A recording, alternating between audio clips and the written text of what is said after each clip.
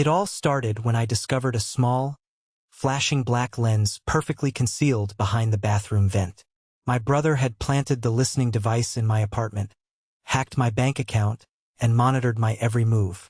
But the real nightmare began when I went to report it to the police. Instead of protecting me, my parents chose their golden boy. My father actually sent me a video of him throwing my belongings into the fire. They thought they had defeated me.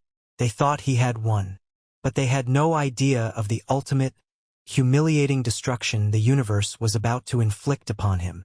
Thank you for being here. Please grab a warm cup of water, sit down, and listen to me tell the whole story. Growing up, my house never truly felt like a home. It felt much more like a corporate boardroom where affection was entirely conditional, measured strictly by your latest achievements, your grades, and eventually your salary. My name is of no real consequence now, mostly because I have spent the last several years completely reinventing who I am from the ground up. But to understand how my entire life was systematically burned to the ground by the very people who were supposed to protect me, you need to understand the toxic, deeply ingrained dynamic of my family. I am a man in my early 20s. I am a visual arts major who has always preferred a quiet, simple life. I spend my days sketching charcoal landscapes, building a design portfolio, and keeping my head down. I like minding my own business. I have never asked my parents for a handout. My older brother, David, was the exact polar opposite. David was the golden child, the impossible standard by which every single one of my perceived failures was brutally measured. He is a computer engineer in his late 20s, and to call him driven would be the understatement of the century. He is the kind of guy who wakes up at 5 in the morning every single day, goes for a punishing 10-mile run in the freezing rain, drinks a protein shake that smells like wet dirt, and then spends the rest of his waking hours reminding everyone around him exactly how productive and superior he is. He is intensely type A. He is a brutal, unforgiving perfectionist who pushes himself to the absolute brink and fully expects everyone else in his orbit to do the exact same thing. In the traditional, financial sense, he was wildly successful. He had a massive six-figure salary. He had just landed a massive promotion at a prestigious tech firm, and my parents treated him like a living, breathing deity. To my deeply conservative, appearance-obsessed parents, David was the ultimate return on their investment. Every Thanksgiving, every Christmas dinner, every Sunday afternoon phone call was dominated by the topic of David. They constantly bragged about him to their friends at the country club and their congregation at church. They boasted loudly about how the massive college fund they had poured into his education had shaped him into a titan of industry. They looked at him and saw their own legacy secured. Me? I was the black sheep, the disappointment. My parents tolerated my art, but they never, ever respected it. To them, art was a mildly amusing hobby you do on a Sunday afternoon, not a way for a grown man to make a living and secure a future. And David made sure to remind me of that glaring difference every single chance he got. He had an overblown ego and a god complex that could fill a football stadium. He was the kind of deeply arrogant guy who watched the movie Fight Club and entirely missed the point, genuinely thinking Tyler Durden was a genius role model rather than a cautionary tale. Our relationship was built entirely on a foundation of simmering, passive-aggressive hostilities. He deeply resented the fact that I didn't want to be exactly like him. I didn't ask for his unsolicited advice on the stock market. I didn't care about his expensive new tech gadgets, and I flat out refused to let him dictate the terms of my life. Whenever we had a family dinner, the routine was always the same. He would corner me in the kitchen or the living room. He would grab my private sketchbook off the counter without asking, flip through my deeply personal drawings with a condescending, tight-lipped smirk, and tell me I was wasting my potential.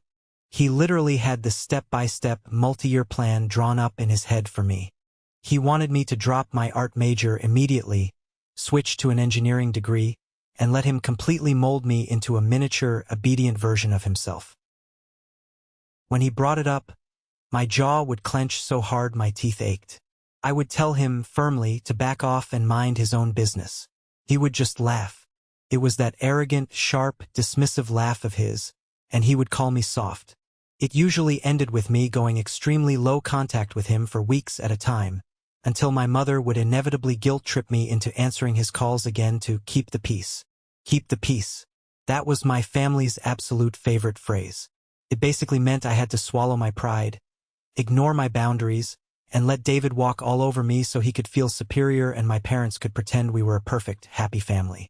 If I ever pushed back too hard, my father would casually threaten to write me out of whatever meager inheritance was left after David took his lion's share. I genuinely thought he was just an overbearing, narcissistic jerk. I thought he was just an arrogant older brother who desperately needed to feel important and in control. I had absolutely no idea that beneath that polished, successful, wealthy exterior was a deeply disturbed, controlling monster who viewed me not as an independent human being, but as a piece of property he needed to manage. The warning signs were all there, flashing bright red, but I ignored them. I assumed my quiet life in my small, off-campus apartment in California was entirely my own. I paid my own rent with a grueling part-time job and a few academic scholarships. I bought my own cheap groceries. I had my own laptop, my own small circle of friends, my own private world. I was completely, blissfully oblivious to the terrifying fact that the walls of my privacy had already been completely torn down. David wasn't just criticizing my life from afar anymore. He was walking around inside it. He was wearing muddy boots in my mind, examining every single piece of my private existence. And the truly terrifying part is, his twisted brain genuinely believed he had the absolute right to do it. The nightmare didn't start with a massive explosion or a dramatic confrontation. It started with a simple phone call on a random, rainy Tuesday afternoon. I was sitting at my small, scratched kitchen table, eating a cheap turkey sandwich, listening to David ramble on speakerphone about the incompetent junior developers on his latest corporate project. I usually just put the phone down, let him talk at me, and hummed in agreement while I worked on my art. Then he made a joke.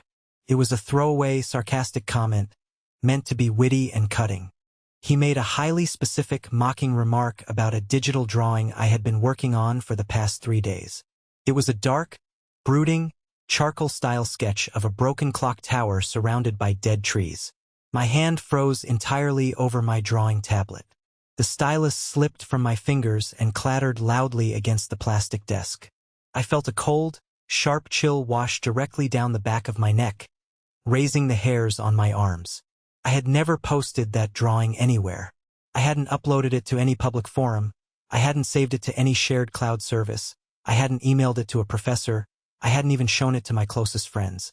It existed purely and solely on the local hard drive of my physical laptop, which was sitting exactly 3 feet away from me. "What did you just say?" I asked, my voice suddenly sounding tight, thin, and entirely unrecognizable to my own ears. He casually brushed the question off, seamlessly transitioning back to complaining about the lease on his new luxury car. But my heart was suddenly pounding violently against my ribs, a heavy, frantic rhythm.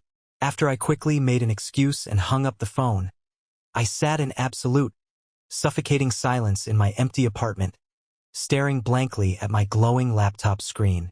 My mind raced at 1,000,000 miles an hour, desperately trying to find a logical, rational explanation. Maybe he saw it over my shoulder the last time he visited my apartment a month ago? No, that was impossible. I literally started drawing the clock tower 3 days ago. Then another memory hit me like a physical punch straight to the gut. A week prior, David had made a weird, offhanded, mocking comment about a guy I knew from one of my art history classes.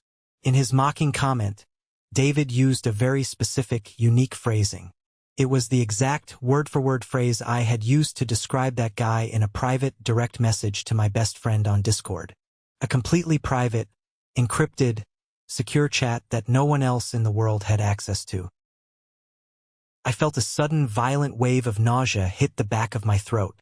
My hands physically shook as I pulled my laptop closer.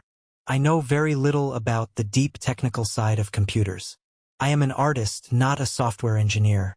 But I knew how to use Google, and I knew when I was being hunted. I immediately downloaded the strongest version of Malwarebytes I could find, running a deep, full system scan. I sat there sweating profusely, my knee bouncing nervously against the desk, watching the green progress bar crawl agonizingly across the screen. After 45 minutes, the result popped up. Came up completely clean. 0 threats found. No viruses. No Trojans. I exhaled a long, shaky breath. Maybe I was just losing my mind. Maybe the stress of midterms and working late shifts was causing me to hallucinate connections that weren't there. But the heavy, sinking gut feeling wouldn't leave me alone. My instincts were screaming at me to keep digging. I logged into my primary Gmail account, clicked on the security settings, and navigated to the recent login activity page. My stomach dropped completely into my shoes. The blood rushed from my head, leaving me dizzy. There it was, staring back at me in black and white text. An unfamiliar IP address, tied to a completely different computer model and a location 3 towns over, had been logging into my personal email multiple times a day, every single day, for the past week. I quickly checked my mobile banking app. Same exact thing. I checked my university student portal. Same thing. Someone had been casually walking through the most sensitive, private corridors of my digital life like they had the master keys to the building. I grabbed my cell phone and dialed David's number. My blood was absolutely boiling with a rage I had never felt before. But beneath that blinding anger was a thick, heavy, suffocating layer of pure terror. He picked up on the second ring, sounding utterly relaxed. "Did you hack my computer?" I demanded, not bothering with a greeting, my voice trembling violently with raw rage. There was a brief, heavy pause on the line. I could hear him breathing. Then he laughed. It wasn't a nervous laugh caught off guard. It was a booming, genuine, deeply amused chuckle. "Hack is such an ugly, dramatic word, little brother," he said smoothly, his voice dripping with condescension. "I simply set up some standard remote access protocols to your laptop the last time I was visiting your apartment. I'm just keeping a close eye on things." I squeezed my eyes shut, feeling the room spin. "You what? You secretly installed remote access to my personal computer? Are you completely insane? Calm down and stop being so emotional." He sighed loudly, sounding genuinely annoyed that I wasn't appreciating his brilliant intervention. "You're disorganized. You're wasting your potential on these stupid drawings. I told you repeatedly, I have a plan for you. I need to closely monitor your progress to make sure you aren't throwing your life away. Honestly, people today have absolutely no reasonable expectation of privacy anyway. You should be on your knees thanking me for caring enough to intervene. I noticed you haven't been checking your class schedule regularly, so I went ahead and made sure to set up some calendar reminders for you." I gripped the edge of my desk so hard my knuckles turned stark white. I couldn't pull enough air into my lungs. "You're reading my private messages. You're actively looking at my bank account. You're watching my art in real time. I have access to absolutely everything," he stated firmly, laying it out as a simple, undeniable, objective fact of life. "Every single file, every private chat, every password you type. It is entirely for your own good. Someone in this family has to mentor you before you end up on the street." I slammed my thumb down on the screen, ending the call instantly. I shoved myself violently away from the table, my wooden chair scraping loudly against the cheap linoleum floor.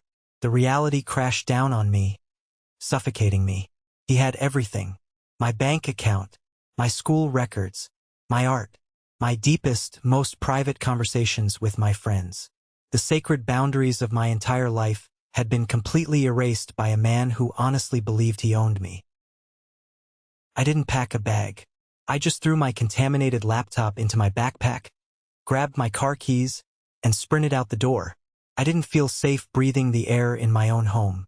I ran down the street, my chest heaving, until I reached the massive university library.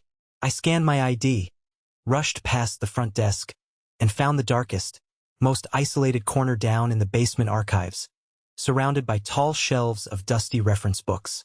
I sat there in the dead silence, staring at the black canvas backpack at my feet, terrified of the machine inside it, realizing that my own flesh and blood had effectively turned my life into his own sick, personal reality television show. I sat completely frozen in that dim library basement for 6 agonizing hours. I didn't dare unzip my backpack. I didn't touch my laptop. I just sat there in the hard wooden chair, my mind spiraling violently through 100 different worst-case scenarios. Using a public, monitored library computer terminal, I frantically changed the passwords to my bank, my email, and my university student portal. But even as I typed the new characters, I knew deep down it was nothing more than a flimsy band-aid on a gaping bullet wound. If he had deeply embedded remote access software running in the background, he could easily capture the new keystrokes the absolute second I reconnected my machine to the internet. Eventually, the library announced it was closing. I had to leave. I needed to go back to my apartment. I needed clean clothes for my shift tomorrow. I needed my physical textbooks, and I needed to sleep. But the mere thought of turning the key and walking through that front door made my skin crawl with physical revulsion. He had been monitoring my computer seamlessly. But what else had he done? What else was he capable of? He had been inside my apartment, entirely alone, for over 3 hours last month while I was stuck working a grueling double shift at the coffee shop. I walked back to my apartment building just as the streetlights began to flicker on. The narrow hallway outside my door smelled like cheap lemon bleach and old, damp carpet, a smell I usually found mildly comforting. Tonight it felt like walking into a cage. I slid the key into the lock, turning it as quietly as possible, and stepped inside. The apartment was pitch black and dead silent. I didn't reach for the light switch. I let my eyes adjust to the darkness leaking in from the street lamps outside. I started my search in the living room. My hands were shaking so badly I knocked over a stack of magazines. I checked behind the cheap television. I stood on a chair and inspected the plastic casing of the smoke detector. I pulled every book off the bookshelves, checking the hollow spaces behind them. Nothing. I moved into my small bedroom, aggressively tearing the sheets and blankets off my mattress, shining my phone flashlight under the bed, looking behind the cheap canvas artwork I had pinned to the drywall. Absolutely nothing. I started to feel foolish, rubbing my exhausted eyes. I was letting my rampant paranoia get the best of me. He was an arrogant corporate hacker, I told myself, not an international spy. Then, feeling defeated, I walked into the bathroom. It was a tiny, cramped, windowless space. I stood directly in front of the scratched mirror, turning on the harsh overhead vanity light, splashing freezing cold water onto my pale face, desperately telling myself to get a grip on reality. As I blindly reached to my right for a hand towel, my eyes naturally drifted upward toward the small, square exhaust vent set high on the wall, directly over the shower and the toilet. It was dusty, a standard, cheap plastic grate covered in lint. But there was something fundamentally wrong with the bottom left corner. One of the plastic slats looked slightly bent, pushed aside just a fraction of an inch to create a wider gap. I closed the toilet lid, stepped up onto the porcelain seat, balancing myself carefully, and grabbed my phone. I turned the flashlight app to its brightest setting. Holding my breath, I shined the harsh, blinding white beam directly through the dusty, bent plastic slats of the vent. My breath instantly caught and locked in my throat. My peripheral vision tunneled until all I could see was the vent. Tucked neatly behind the plastic grate, held firmly in place with a thick piece of black electrical tape, was a small, square, metallic device. The light from my phone bounced off a tiny, perfectly round glass lens, reflecting directly back into my eyes. A minuscule blue LED light blinked slowly, rhythmically, in the shadows. It was a camera, positioned perfectly, pointed directly at the shower stall, pointed directly at the toilet. I stumbled backward in sheer horror, my foot slipping off the wet toilet seat. I crashed backward into the heavy wooden bathroom door, hitting the floor hard, but the adrenaline surging through my veins entirely masked the pain. I scrambled backward into the hallway on my hands and knees, my chest heaving violently, gasping for air as if I had just been dragged underwater. I dry heaved over the carpet, my stomach violently rejecting the horrific, sickening reality of what I had just discovered. My brother, my own flesh and blood, the man I grew up with. He hadn't just breached the digital walls of my life. He had completely, utterly violated my most intimate, vulnerable, physical space. He had watched me, The paralyzing fear instantly evaporated, replaced entirely by a blinding, white-hot, furious rage. I didn't pack a bag. I didn't touch my computer. I marched straight out of the apartment, slamming the door behind me, got into my beat-up car, and drove well over the speed limit directly to the local police precinct. The station lobby was brightly lit, smelling strongly of stale coffee and industrial floor wax. I walked straight up to the thick bulletproof glass partition, my jaw clenched so tight my teeth ground together. My hands were shaking so violently I had to grip the metal counter to keep myself upright. I looked the tired desk sergeant dead in the eye. "I need to report a severe crime," I said, my voice surprisingly loud and steady. My older brother hacked all of my personal electronics, and I just found a hidden recording device wired inside the vent in my bathroom. The next few hours were an exhausting blur of repeating my story, answering invasive questions, and signing endless forms. 2 uniformed officers accompanied me back to my apartment. I stood trembling in the hallway while they went into the bathroom with a toolkit. When they emerged 10 minutes later, holding the small black camera sealed inside a clear plastic evidence bag, the absolute reality of the situation finally crashed over me like a wave. It wasn't a nightmare I could wake up from. It was real. I didn't sleep a single second that night. I sat in a brightly lit, 24-hour diner down the street, nursing a cup of bitter black coffee until the sun finally came up. The very next morning, the police escorted me to the county courthouse. I sat down with a legal advocate who helped me rush file the massive stack of paperwork. Because of the physical evidence, the judge didn't hesitate. By noon, I was holding a signed temporary restraining order, a strict injunction. David was legally barred from contacting me, coming within 500 feet of me, or attempting to access any of my digital property. The police informed me they had opened an active, serious investigation into the cyberstalking and the hidden camera, which carried potential federal weight. I walked out of the heavy glass doors of the courthouse feeling a strange, hollow mix of total exhaustion and undeniable triumph. I had finally stood up for myself. I had drawn a hard, legal line in the sand. I assumed the justice system would work quickly. I assumed my parents, once they heard the undeniable truth and saw the official police reports, would be horrified and rally behind me. I assumed this was the end of the nightmare. I was so incredibly, stupidly naive. I didn't realize the actual war hadn't even started yet. The fragile illusion of safety I had built for myself shattered exactly 4 hours after David was legally served with the restraining order at his corporate office. I was sitting on the worn fabric couch in my friend's living room. I absolutely refused to go back to my apartment, when my cell phone buzzed aggressively against the coffee table. The screen lit up with an unknown number. I let it ring out to voicemail. 2 minutes later, another unknown number popped up, then another. I unlocked my phone, my thumb hovering over the screen, and listened to the first voicemail message. It was David. His voice wasn't smooth, confident, or arrogant anymore. It was chaotic, frantic, and dripping with pure, unadulterated venom. "You think a stupid little piece of paper stops me?" He hissed into the phone, his breathing heavy. "You think you can embarrass me in front of my colleagues like this? You are absolutely nothing without me. You're a pathetic, starving artist playing the victim card. I am going to ruin your miserable life. I am going to dismantle every single thing you have."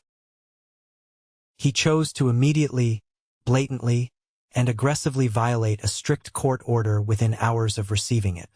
His massive ego simply could not comprehend or accept the fact that I had successfully defied his control.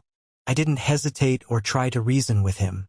I immediately called the detective handling my active case, played the voicemail over the phone, and forwarded the audio file directly to her inbox. By 8 o'clock that evening, David was officially arrested. According to the detective, they pulled him out of his high-rise luxury apartment, put him in handcuffs, and threw him into a holding cell for the night. He was facing immediate misdemeanor charges for violating the injunction, which would sit right alongside the far more serious pending federal implications of the hacking and the hidden camera. Sitting on that couch, I felt a brief, powerful surge of relief wash over my exhausted body. He was literally behind bars. He couldn't hurt me tonight. The system was actually protecting me. Then, exactly 10 minutes later, my phone rang again. This time, the caller ID wasn't blocked. The screen clearly displayed Mom. I answered the phone instantly, my heart aching with a desperate, childlike need. I needed my mom right now. I needed my parents to tell me they loved me, that they were horrified by the monstrous things their eldest son had done, that they were driving down to get me and make sure I was safe. Mom! I whispered, my voice cracking under the emotional weight of the last 48 hours. You disgusting, ungrateful little liar, she screamed into the receiver. The sheer volume, the absolute hatred, and the raw disgust in her voice were like physical blows. I violently flinched, pulling the phone away from my ear. Mom, wait. Please just listen to me. I will not listen to another word from you, she shrieked, her voice echoing in my quiet room. Do you have any idea what you've just done? The police came to David's office. They dragged him out in handcuffs in front of his boss. You are actively ruining his career. You are trying to destroy his entire life simply because you're a failure and you're jealous of him. Jealous? I yelled back, the dam finally breaking as hot tears spilled over my cheeks. He put a hidden camera in my bathroom vent. Mom, the police found it. They took it in an evidence bag. He hacked my bank account. He was trying to help you. You idiot. My father's deep, booming voice suddenly erupted over the speakerphone. He had been listening on the other line the entire time. You are completely out of control. You're failing at life, you have no future, and your brother generously stepped up to guide you. And exactly how do you repay him? By running to the cops and making up psychotic, dramatic lies about cameras to ruin his reputation. It's not a lie. I have the police report. The police have the physical camera. I screamed, my throat burning raw, begging them to hear the truth. I do not care, my father roared back. The absolute, unshakable conviction in his voice stopped my heart dead in my chest. I don't care if there was a camera. I don't care what he did. He is your brother. You do not ever call the cops on your own family. You have shamed us. You have ruined this family's name. You are not welcome in our home ever again. As far as we are concerned, you are no longer our son. Click. The line went dead. I sat completely paralyzed on my friend's couch, the phone slipping from my numb fingers and tumbling onto the floor. They didn't care. They literally openly admitted they did not care that my brother had committed a severe, perverted, violating crime against me. In their deeply twisted eyes, the only actual crime committed was me exposing their perfect, high-salary golden boy to the public. Their obsession with their pristine image, their absolute worship of David's success and money, had completely blinded them to his monstrous behavior. I honestly thought that was the absolute rock bottom. I thought being verbally disowned and abandoned by my own parents in my darkest hour was the worst pain a human being could possibly feel. But the very next morning, my father made absolutely sure to twist the knife until the blade broke off entirely inside my chest. I woke up on the couch to a video message sent directly from my dad's cell phone number. I opened the message with trembling hands, dreading what I was about to see. The shaky cell phone video showed my parents' large suburban backyard. My father was standing directly next to a large, rusted metal burn barrel. Bright orange flames were licking aggressively up over the top edge, sending thick black smoke into the sky. My mother was standing rigidly in the background, her arms crossed, her face set in absolute stone. Since you want to act like a complete stranger and call the cops on your family, you don't need to keep your trash in our house anymore, my father said directly to the camera, his face twisted in an ugly, hateful sneer. He reached down to the grass and picked up an armful of items. I recognized them instantly, and a sob caught in my throat. It was my stuff, the personal things I had safely left behind in my childhood bedroom when I moved out. He casually threw my old, signed high school yearbooks directly into the fire. He reached down again, picked up my favorite childhood baseball glove, the exact one we used to play catch with in that very yard before David became the only son that mattered, and tossed it into the flames without flinching. Then, He picked up a thick stack of my old sketchbooks, years and years of my early artwork and memories, and violently shoved them down into the roaring fire with a metal pitchfork. "We are done with you," he spat aggressively at the camera, before the video abruptly cut to black. I didn't scream. I didn't throw my phone. I didn't even cry anymore. I just sat there in absolute, crushing, deafening silence.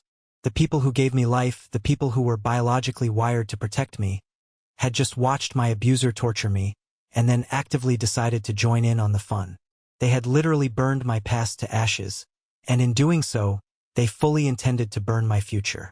Because when I finally tried to pull myself together a few agonizing days later to get a new job so I could afford to move to a safe apartment, I realized a massive, fatal flaw in my desperate escape plan. When I fled my apartment that first night, I didn't grab my essential legal documents. My birth certificate, my passport, my social security card. They were all securely locked inside a heavy fireproof safe located in my parents' master bedroom closet. I desperately needed those exact documents to pass a background check for a job. I needed them to completely close and change my compromised bank accounts. I legally needed them to exist and function in society. I sent a text message to my father, swallowing every last ounce of pride and dignity I had left, practically begging him to simply put my legal documents in an envelope and mail them to me. His response came back 10 minutes later. It was a single, chilling line of text. "I don't know what documents you're talking about. I think they might have accidentally fallen into the fire. They had completely, masterfully trapped me.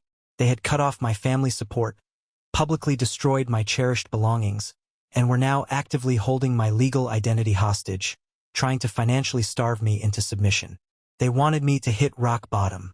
They wanted me to crawl back to their house on my hands and knees, apologize profusely to David, drop the police charges, and accept my permanent place as his obedient, silent punching bag." I was completely and utterly alone in the world. The severe depression hit me like a runaway freight train. I couldn't sleep, terrified that David would quickly bail out of jail and find a way to post my private information online, or that his aggressive friends would show up at my friend's door. I completely stopped eating. I became grossly thin, my skin pale and sickly. I was forced to officially drop out of my university classes, losing my scholarships, because I couldn't focus on absolutely anything other than the suffocating, crushing weight of my own deliberately ruined life. I was a young man, completely isolated, systematically stripped of my legal identity, and hiding in fear, while the very people who conspired to destroy me slept completely soundly in their expensive beds. The following months were a brutal, agonizing masterclass in how completely a human being can be systematically dismantled by the very people who share their blood. It was not just that my parents abandoned me. That would have been painful, but I could have survived simple abandonment. No, they actively hunted me. They launched a highly coordinated, ruthless smear campaign designed specifically to protect their perfect golden boy from the social consequences of his own perverted crimes. Because I did not have my physical birth certificate or my social security card, I was completely paralyzed in the real world. I was sleeping on a lumpy, uncomfortable futon in my friend's cramped living room, jumping out of my skin at every single shadow, and constantly staring at a cell phone that only ever delivered bad news. My parents didn't just burn my cherished childhood belongings in that metal barrel. They methodically burned my reputation to the ground. They personally reached out to every single extended family member, every old family friend, and every prominent member of their large church congregation. They spun a completely fabricated, wildly dramatic story to cover David's tracks. They told everyone that I had suffered a severe, violent mental breakdown. They claimed I was deeply unstable, completely delusional, and that I had completely fabricated the entire story about the hidden camera to extort money from David. They told people I was insanely jealous of his massive salary and the prestige of his recent corporate promotion. And the absolute worst part of it all? People actually believed them. David was the highly successful tech engineer. He wore the expensive tailored suits, he drove the luxury car, and he had that confident, winning smile that older people absolutely loved. I was the broke, struggling visual arts student living in a cheap off-campus apartment with paint on my jeans. To the outside world, my parents' lie made perfect, logical sense. Why would a wealthy, successful professional risk his entire lucrative career to spy on his younger brother? It didn't make sense to them, so they immediately chose the easier narrative. They chose to believe the black sheep had finally gone completely crazy. The harassment started slowly, but it escalated with terrifying, aggressive speed. I started getting phone calls from unlisted numbers at all hours of the night. At first, it was just heavy, intimidating breathing on the other end of the line. Then, the actual voices started. People I had known since I was a little kid, people who used to come over for Sunday barbecues and holiday parties, were calling me to call me a liar, a sociopath, and a complete disgrace to my family name. One of my aunts called and told me I was going to burn in hell for trying to ruin David's life. I had to physically block dozens of numbers every single day, but they just kept finding new ways to reach me. They wanted to punish me. The daily stress was physically eating me alive. I couldn't hold down any solid food. My stomach was in a constant, tight knot. I lost 15 pounds in 3 weeks. My clothes hung off my frame like cheap rags. My eyes had deep, dark purple circles under them from lack of sleep. I looked exactly like the sick, unstable, crazy person my parents were telling everyone I was. But the absolute, crushing blow came directly from the justice system. I had placed all my faith in the police. I had the physical camera evidence. I had the threatening voicemails saved on my phone. I honestly thought it was a completely open and shut case. But I was incredibly naive about how the world actually works when a wealthy person hires a ruthless, expensive lawyer. David's defense lawyer was an absolute shark. He completely tore my case apart in the preliminary hearings with terrifying efficiency. He smoothly argued to the judge that the remote access software on my computer was installed with my explicit verbal consent months ago for routine, maintenance purposes. As for the camera carefully hidden in the bathroom vent, his lawyer brought in a highly paid technical expert who confidently claimed that because the camera was a cheap, generic brand bought with cash, there was absolutely zero definitive digital footprint proving David was the one who physically placed it there. They aggressively argued that because I lived in a cheap off-campus apartment building with a landlord, maintenance workers, and previous tenants who all had keys, literally anyone could have put it there. They created reasonable doubt out of thin air. The local prosecutor handling my case was completely overwhelmed with violent felony crimes and simply didn't have the time, the manpower, or the budget to fight a protracted, expensive legal battle over a misdemeanor invasion of privacy charge. They quietly offered David a plea deal. He didn't serve a single day in a jail cell. He received a minor fine that equated to maybe a week of his massive salary, and he was placed on standard, unsupervised probation. The tech firm he worked for did initially fire him when the embarrassing arrest happened, but his lawyer actively pulled strings behind the scenes. Within a single month, David was quietly hired by a smaller, highly lucrative private tech company owned by a close personal friend of my father. He actually ended up making more money than he did before the arrest.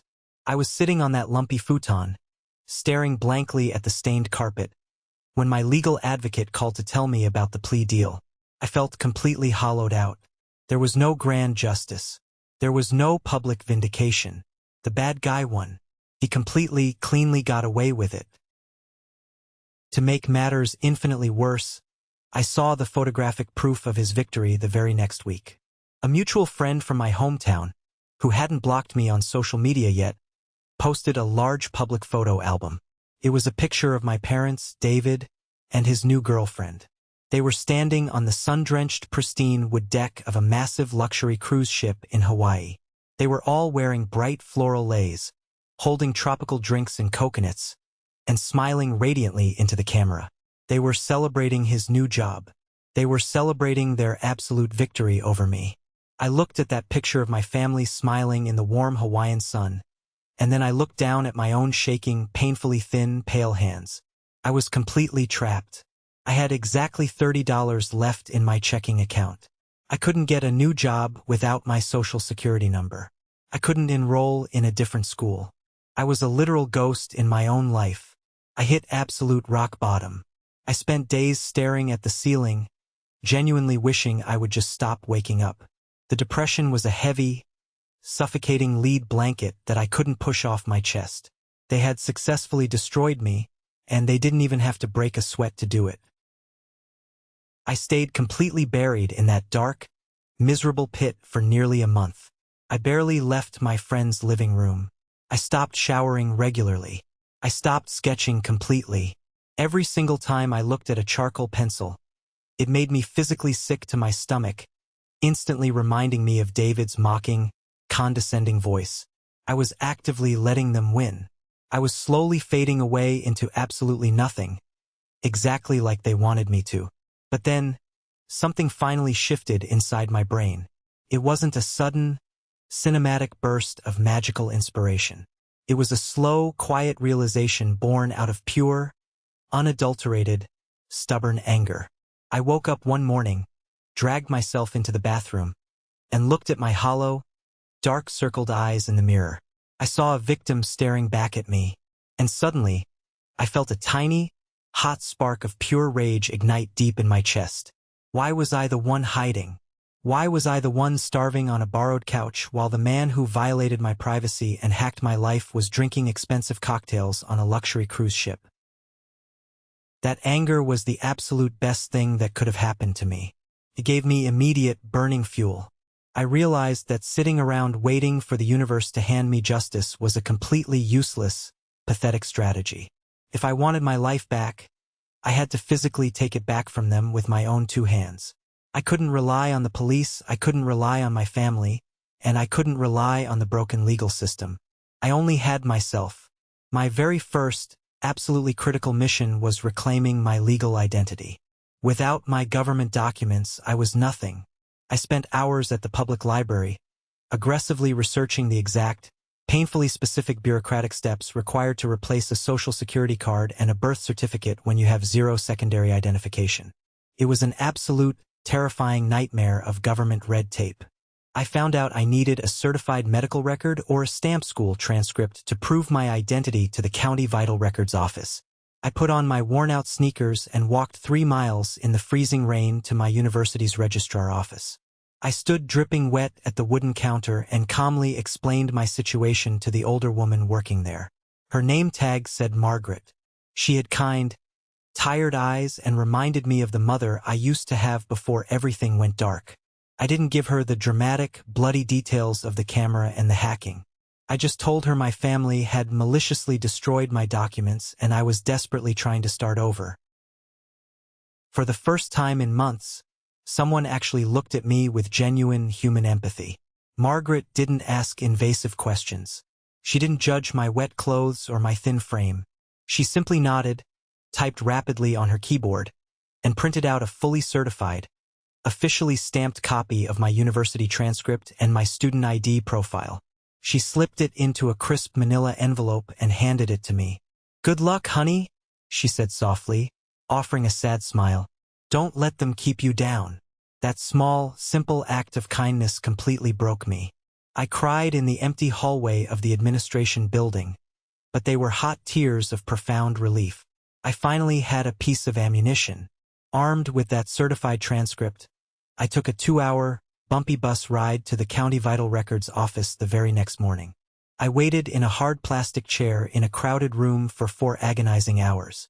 When my number was finally called, I presented my case to the clerk. It took 3 different supervisors, a lot of explaining and verifying my student records, but by the absolute end of the day, I walked out of those heavy glass doors holding a newly printed, officially certified copy of my birth certificate. 2 weeks later, utilizing the new birth certificate and my certified school records, my brand new social security card arrived in the mail at my friend's apartment. Holding those small, fragile pieces of paper in my hands felt exactly like holding a winning lottery ticket. They weren't just government documents. They were the physical keys to my absolute freedom. They represented the undeniable fact that I was officially a recognized human being again. I didn't need my parents. I didn't need their permission to exist or their money to survive. The very next day, I walked into a busy local diner down the street and applied for a job as a line cook.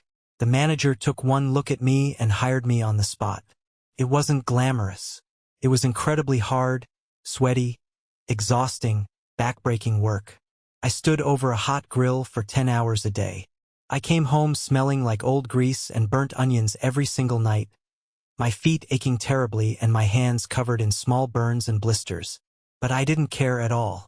Every single paycheck I deposited into my newly secured, heavily protected bank account was a massive, undeniable victory against my family. I saved every single penny I made. I stopped eating out completely. I bought my clothes at cheap thrift stores. I lived like a disciplined monk for 6 straight months. And during those 6 months, I completely and utterly severed the final, lingering ties to my past. I walked into a cell phone provider, completely canceled my old phone number, and bought a cheap prepaid phone with a brand new, unlisted number. I aggressively deleted every single social media account I had ever created. I vanished completely from the digital world. As far as my family and their toxic church friends were concerned, I had simply dropped off the face of the earth. When I finally saved up exactly $3,000 in cash, I packed my few belongings into 2 canvas duffel bags. I hugged my friend tightly, thanking him for keeping me off the cold streets when I had nothing, and I got on a Greyhound bus heading east. I was finally leaving California. I was leaving the state where my parents lived, the state where David worked, the state where my entire life had been burned down. I stared out the dirty, smudged window of the bus as we crossed the state line, watching the familiar landscape disappear behind me. I felt a massive, heavy weight physically lift off my chest. The black sheep was finally gone, and he was never coming back. I ended up settling in a quiet, incredibly affordable Midwestern state.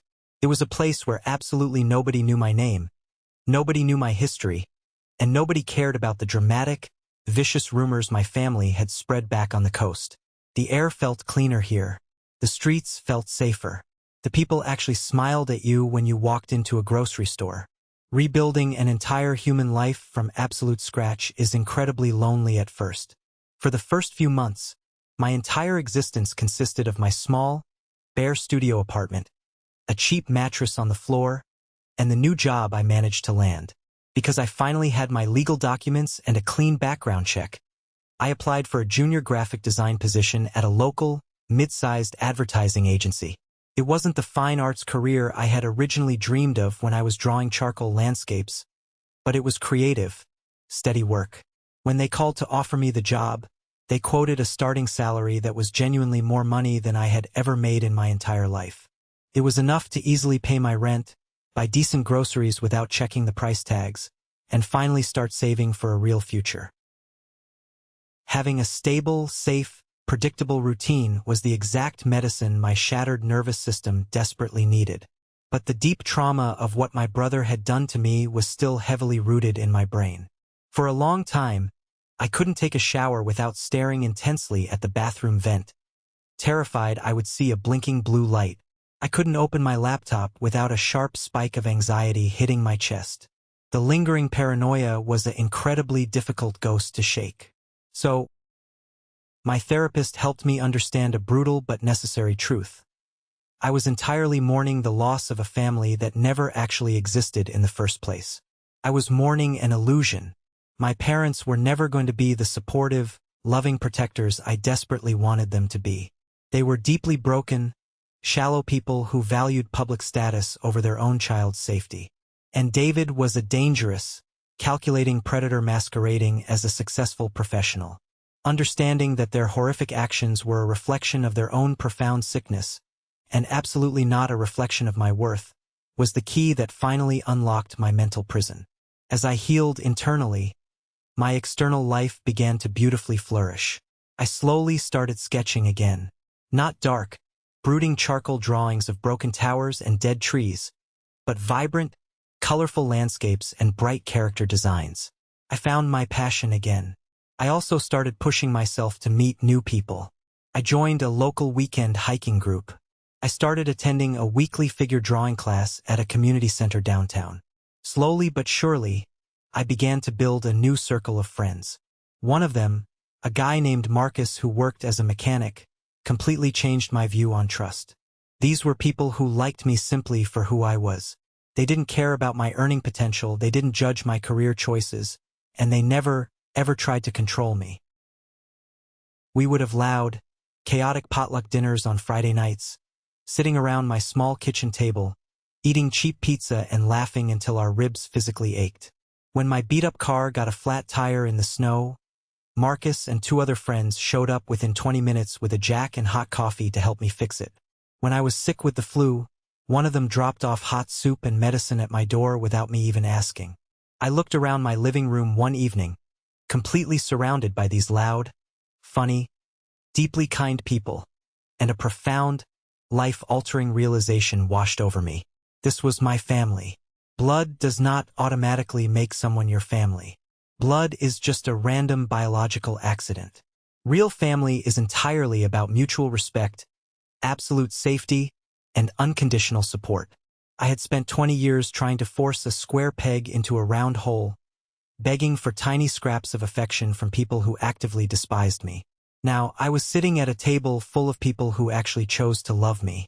I felt a deep, overwhelming sense of peace that I had never experienced in my entire life. I was happy. I was genuinely, undeniably, completely happy. I had a good job, a safe home where nobody was watching me, and a chosen family. The terrible nightmares completely stopped. I stopped checking my rearview mirror. I stopped looking over my shoulder. I had won the war, not by seeking petty revenge or fighting in court, but by successfully removing myself from their toxic battlefield entirely. I assumed my past was completely buried and that I would never hear the names of my parents or my brother ever again. But the universe, as it turns out, has a very dark, very specific, and highly ironic sense of humor. The final chapter of this story wasn't written by me. It was written by karma. 9 full, incredibly peaceful months had passed since I completely cut contact and moved across the country. My life was steady, secure, and wonderfully uneventful. It was a crisp, totally normal Tuesday morning. I was sitting at my desk at the design agency, drinking a hot cup of coffee and reviewing a new marketing campaign on my monitor, when my cell phone buzzed. I casually glanced at the screen. It was an email notification. My stomach did a sudden, violent drop.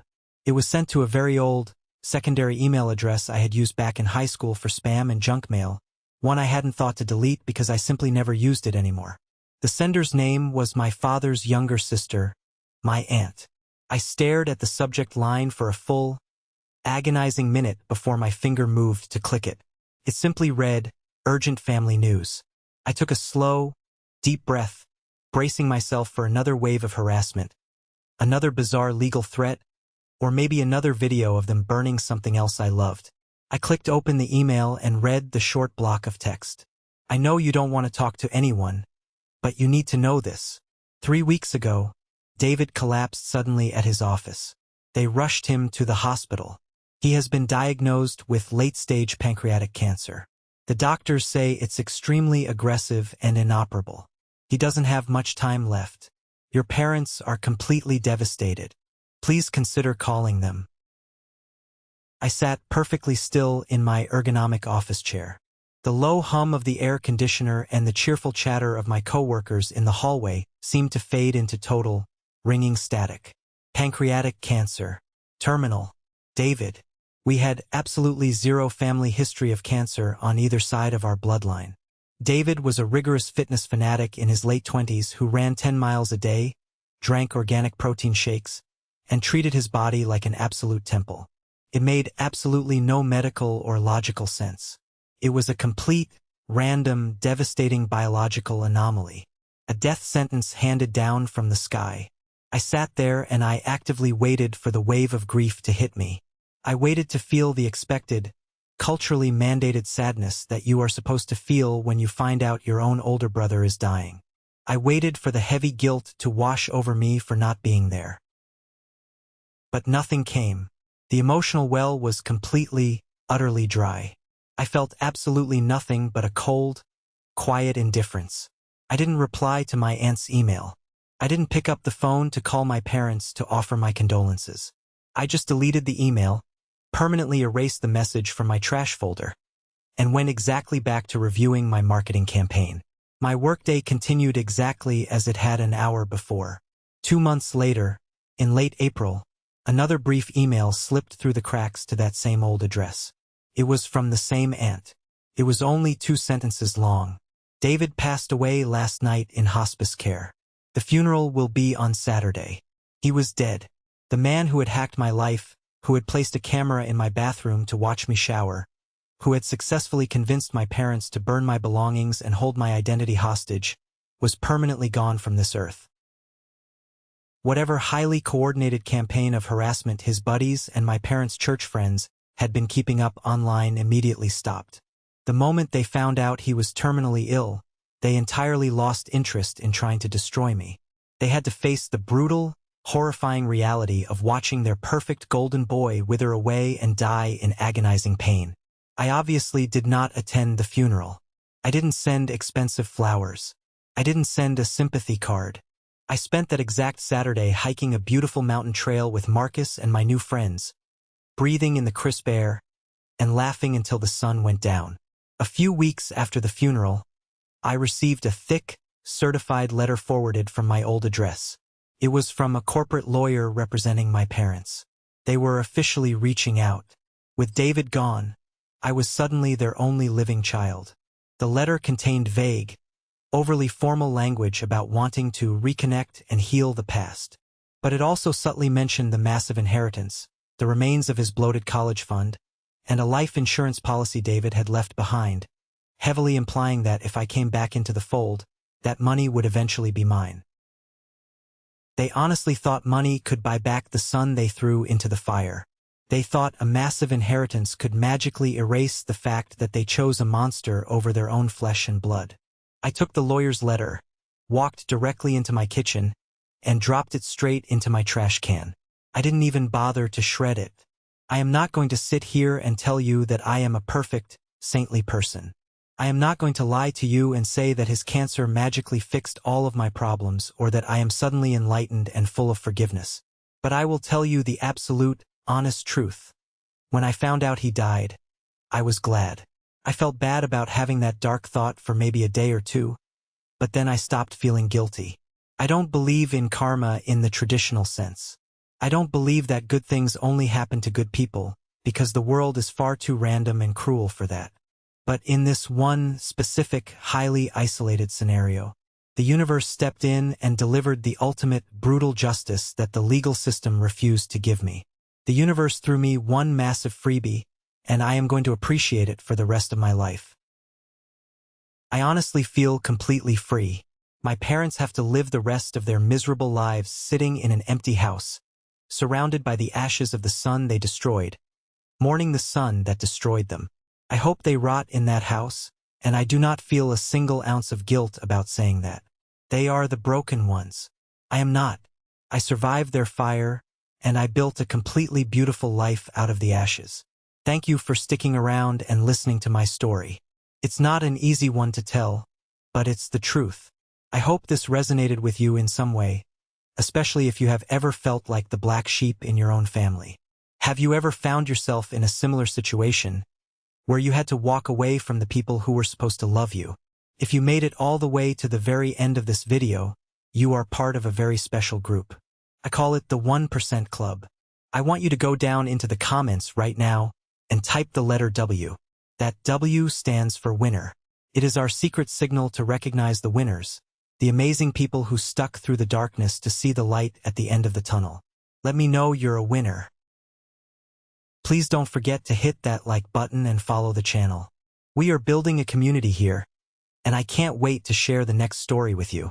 Take care of yourselves, and remember, your peace is worth protecting.